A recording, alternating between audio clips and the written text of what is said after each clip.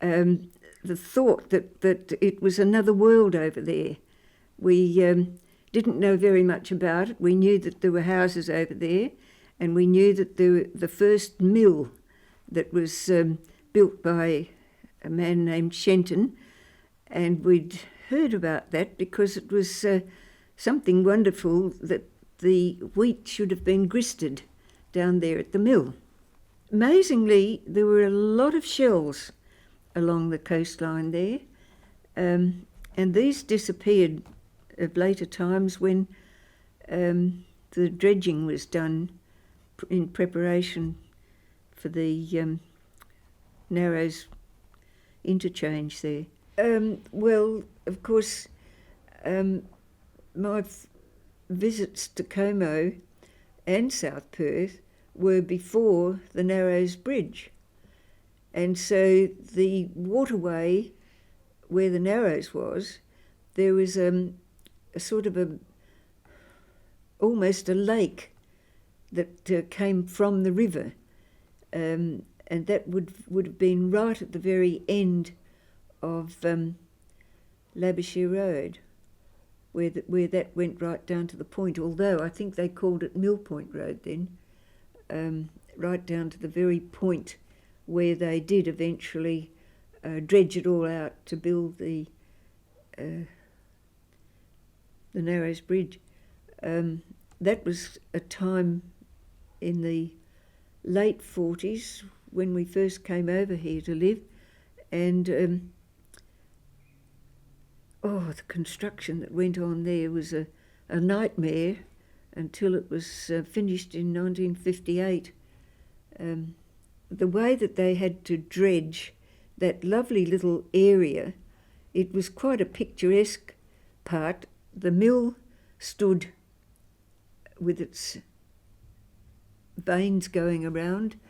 It just looked like a working mill. Actually, the bridge over the Narrows, because it was an obvious place sort of to build a bridge, had been on the books at various times from around probably around about the 1870 period, I think it was, and it kept on cropping up until eventually, of course, the time that you mentioned, when the traffic got so heavy on the causeway that the demand for another connection to the south increased. And it was at that time that when this came up, that Stevenson had been appointed to prepare a scheme for planning for the metropolitan area. I wanted to talk about the South Perth end particularly. Yeah. We have Shenton Mill on the point there. Was there, as you understand, consideration to knock it over with the coming of the bridge?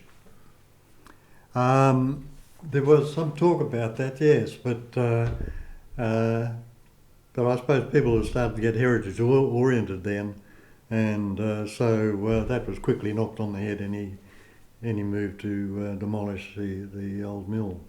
There's a cartoon drawn by Paul Rigby.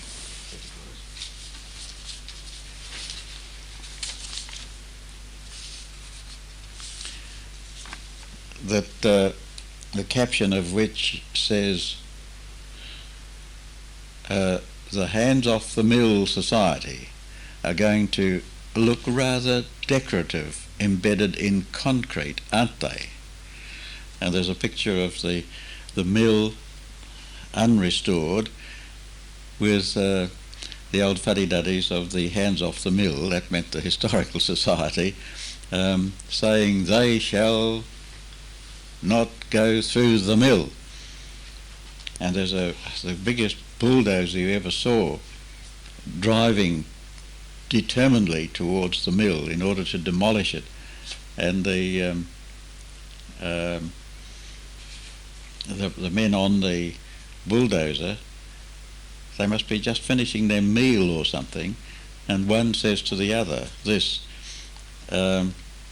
pointing out that these people that have linked hands round the mill, so they're going to look rather decorative, embedded in concrete, aren't they? That was in Saturday, May the 18th of 1957, so the restoration must have taken about 2 years. How would you catch cobbler? The best way is to dredge them up. It's very easy. But we used to try and get them with a jiggy on in the shallows. Yeah, they were abundant down Mill Point Way. When we were dredging there for the freeway, there used to be people there with buckets pick them up. Unbelievable. Hundreds, I believe. Hundreds of. It was unbelievable. But we used to get the best ones on the night shift. Yeah, and we started building the dredge. Knew nothing about it. Started building the dredge over in at the foot of William Street, and got it started. Would have been early '58 or late '57. To put all the sand on Mount Spey Road, where all the interchange is now, which came from that side of the Narrows. We did all that and then moved to the South Perth side and dredged the sand from about Scott Street up past Richardson Park in channels, about 2-3 metres deep. And put all the sand from Mill Point Road, where the freeway is now, right up to... We did from Mill Point to end of Richardson Park. The government dredge did from Richardson Park up to past Como Jetty, and then we went up and did a bit more from the Sea Scout Hall at Cale Street to Canning Bridge. Yeah. But that was a pretty rough old end, Melbourne Parade down south, down to Perth end, because it was all reeds and mud and slush, and there wasn't much of a beach down there anyhow. People talk of Miller's Pond or Pool near the mill, near the old mill. Yeah, well that's gone. Do you remember that? Describe Miller's Pond. I mean, I have met... I know there was a pond around near the mill, but we were given... We had a... Whatever happened to the pond, I don't know, but we had to put banks, sand banks around the mill area so that we didn't destroy it or any water or muck got there. But all the way along Melbourne Parade, what we used to call bung walls to hold the water in. And we did flood a couple of houses now and again when the walls broke and it ran across Mill Point Road, but that was just normal. But I know we're under pretty strict instructions that the mill wasn't to be touched at all. I think my memory is that it was quite polarised. I mean, there was obviously that camp that said, this is wonderful, you know, this is going to give us immediate access to the city, it's fantastic, it will bring a whole lot of people here and so forth. And then the other people who said, no, we don't want this is too intrusive, and the noise and the smells and the dust and the fumes and all the rest that goes with the construction of a major thing. It was certainly very major for Perth in those days to build the Narrows.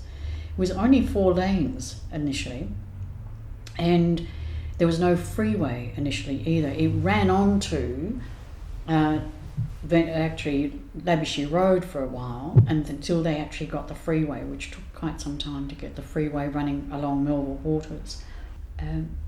The joy for me was the day the bridge opened, and it was like a great big party, and people came from both sides of the river and met in the middle, and you know, it was the classic red tape and scissor cutting and all that stuff. But it was like a great big party when they actually opened the bridge, and walking across it just seemed, you know, like magic. So I was in the camp that said, this is exciting and this is new and we'll be able to get to the city really easily now.